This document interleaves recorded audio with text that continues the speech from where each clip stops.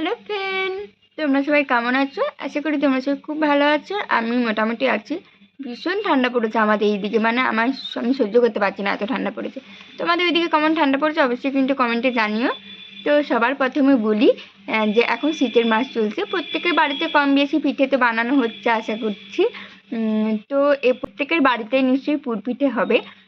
তো আশা করছি সবাই বাড়িতেই হয় কম বেশি, মানে প্রত্যেকের বাড়িতে হয় নিয়ম এটা, আর আমি যতদূর জানি।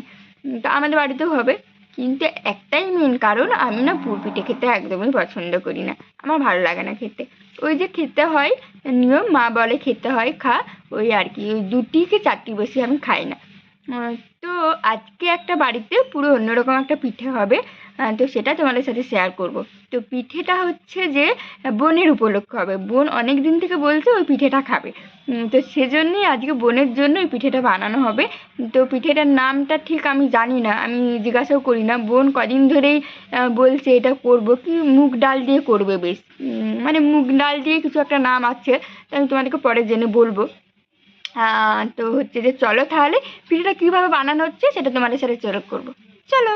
পিঠে বানানোর জন্য যে যে উপকরণগুলো লেগেছিল, 500 মতো মুগ ডাল আর 250 মতো চাল গুঁড়ি, ফরচুন তেল আর ভেলি গুড়। এটা আমরা ভেলি গুড় নামে চিনি, তোমরা যদি আলাদা কোনো নামে চিনো অবশ্যই কিন্তু কমেন্টে জানিও। এইদিকে দেখো কাকিমণি রস করবে বলে জলটা কড়াইয়ে দিয়ে দিয়েছিল, আর এইদিকে মা পুর করার জন্য নারকেলগুলো কুড়ে নিচ্ছিল। তো এইদিকে তার মতো কাকু দিয়ে দিয়েছিল 800 মতো চিনি, তারপরে কাকিমা আস্তে আস্তে নেড়ে নিচ্ছিল। এটা কিন্তু যত ফুটবে তত আস্তে আস্তে রসটা পুরো হবে। আর একটু টেস্ট আর গন্ধর জন্য দিয়ে দিয়েছিল এলাচ। তো এইদিকে রস মোটামুটি প্রায় কমপ্লিট। তারপরে কাকিমণি হচ্ছে এইদিকে যে ভেলি গুড়গুলো সেগুলো এক এক করে সমস্ত যতগুলো ছিল সবগুলো কিন্তু গুঁড়ো করে নিচ্ছিল, কারণ গুঁড়ো করে নিলে যখন আমরা পুরটা বানাবো তখন বেশ সুবিধা হবে। তো এইদিকে দেখো মা কড়াইতে দিয়ে দিয়েছিল নারকেলগুলো কিন্তু অল্প করে আমরা ভেজে নেবো প্রথমে, ভেজে নিলে একটু বেশি ভালো লাগে।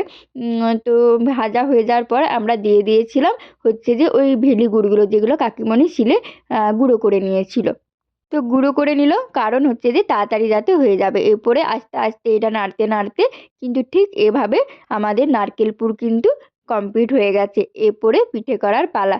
এইদিকে কাকিমণি বসিয়ে দিয়েছিল কড়াইতে গরম তেল, আর এই দেখো এটা কিন্তু নিয়েছিলাম 500 মতো মুগ ডাল আর 250 মতো চালের গুঁড়ি দিয়ে সুন্দর করে মেখেছিলাম, মানে প্রথমে সিদ্ধ করে নেওয়া হয়েছিল মুগ ডালটা, তারপরে আমরা কিন্তু ওই চালের গুঁড়ি দিয়ে আস্তে আস্তে মেখে নিয়েছিলাম। মুগ ডালটা বেশি ছিল, কারণ যেহেতু মুগ পুলি এটা, সেজন্য মুগ ডালটা বেশি হয়েছিল, হালকা মুগের টেস্টটা লাগবে।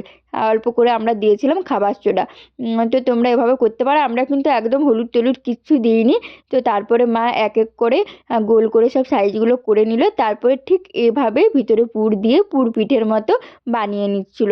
তো তারপরে দেখো কাকু চলে এসেছে।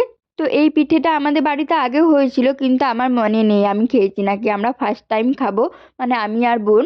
তো কাকু অনেক দিন পরে করছে, সেজন্য কাকুও চলে এসেছিল, বলছে আমি একটু ট্রাই করি দেখি পারি নাকি। তো তারপরে দেখো এদিকে তেল গরম হয়ে গেছে, আর কাকু দিয়ে দিয়েছিল উনান বুড়িকে।